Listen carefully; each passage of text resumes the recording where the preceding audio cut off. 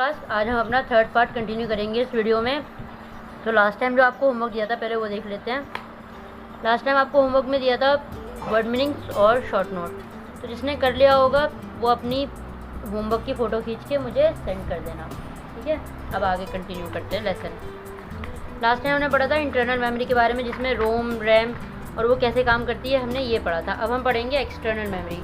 तो internal memory का मतलब था अंदर जो कंप्यूटर के अंदर पहले से फिट होती है वो मेमोरी, और अब हम एक्सटर्नल मेमोरी पढ़ेंगे जो हम उसमें अलग से बाहर के तौर पे फिट करते हैं या फिर यूज़ करते हैं ऐसे। It is use to store the information for a longer period. Data is not lost in the external memory even when the computer is turned off. The external memory is essential because the internal storage of a computer is less. It is also called the secondary memory. तो जो external memory होती है उसमें जो आपका data होता है वो लंबे समय के लिए सेव हो सकता है, और वो डाटा तब तक इरेज नहीं होता है या डिलीट नहीं होता है जब तक आप उसे खुद से डिलीट नहीं करते हैं। जबकि आपका कंप्यूटर ऑफ भी हो जाए तो आपका वो डाटा इरेज नहीं होता है। तो कंप्यूटर की जो मेमोरी होती है वो थोड़ा कम डाटा स्टोर करती है, इसलिए हम अलग से एक्सटर्नल मेमोरी यूज़ करते हैं और इन्हें सेकेंडरी मेमोरी भी कहा जाता है। आगे है storage device. Storage means ability to hold data information. Storage का मतलब होता है कि किसी भी चीज़ में आप कितने लिमिट तक चीज़ों को अपने अंदर स्टोर कर सकते हो, अपने अंदर या किसी भी चीज़ में। तो एग्जांपल के लिए देख लेते हैं। In our daily life we use many storage device like cupboard, bookshelf, refrigerator, school bag, etc. Likewise, for holding digital data, we use various storage devices that vary in storage capacity. Example: hard disk, pen drive, etc. These are permanent or non-volatile storage device.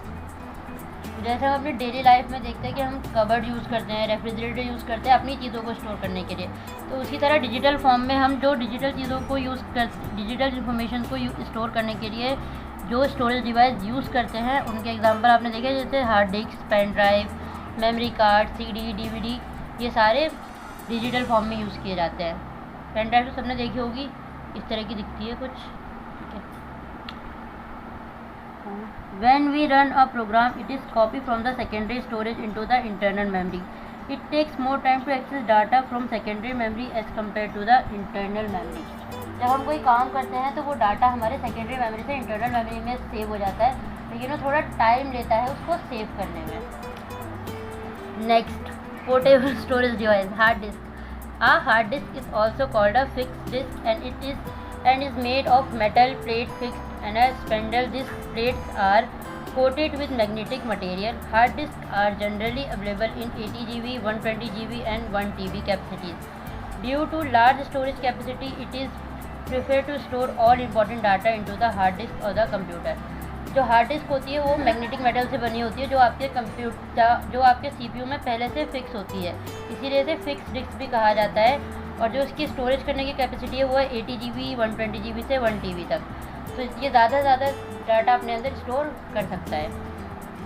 Compact disc are known as CDs. They are the most attractive storage device. These days they are read-only memory device as without the CD writer we cannot store our file and folder. जो compact device है उसकी short form है CD, जो पहले के time पे बहुत ज़्यादा यूज़ की जाती थी, लेकिन आज के टाइम पे बहुत रेयरली लोग यूज़ करते हैं, क्योंकि आज के टाइम पे और भी ज़्यादा टेक्निक एडवांस हो गई है, तो इसीलिए आज ज़्यादातर लोग अब पेन ड्राइव यूज़ करना ज़्यादा वो समझते हैं easy. The diameter of the CD range from 10 cm to 30 cm. A typical CD is of 30 cm diameter. जो CD की जो एरिया समझ लो या उसका जो डायामीटर होता है वो 10 सेंटीमीटर से लेकर 30 सेंटीमीटर तक होता है, लेकिन जो टिपिकल CD होती है उसका जो डायामीटर है वो है 13 centimetre. 1 CD can store 600 MB to 750 MB data. Laser reader reads the normally use CD, so once the data is stored into the CD-ROM, it cannot be erased. Recently, writable CDs are also introduced in the market, but they are not so common.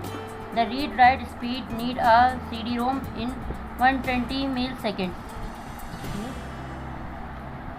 जो हमारी CD का storage जो capacity है उसकी जो storage capacity वो 600 MB से 750 MB data तक है।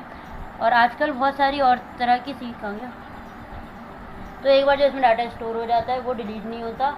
और आजकल मार्केट में और भी तरह की सीडीज़ आ रही हैं, लेकिन market but they are not so common. They are read write speed need to CD ROM is 125 million second.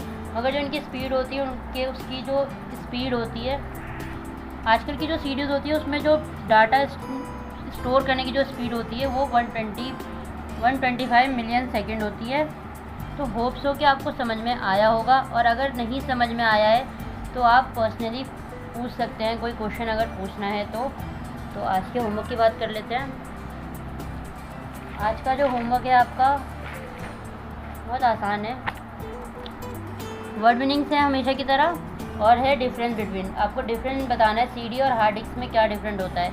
जो लेसन पढ़ाया है इसमें बहुत सारी चीज़ें बताई कि जैसे हार्ड डिस्क की कैपेसिटी कितनी होती है, CD की कितनी होती है, वो कैसे बनता है, उसका क्या यूज़ होता है, सबके अलग अलग यूज़ है। इसमें 2-3 यूज़ लिखे हुए हैं, तो कम से कम तो 2-3 यूज़ तो लिख के आपको देने हैं होमवर्क में।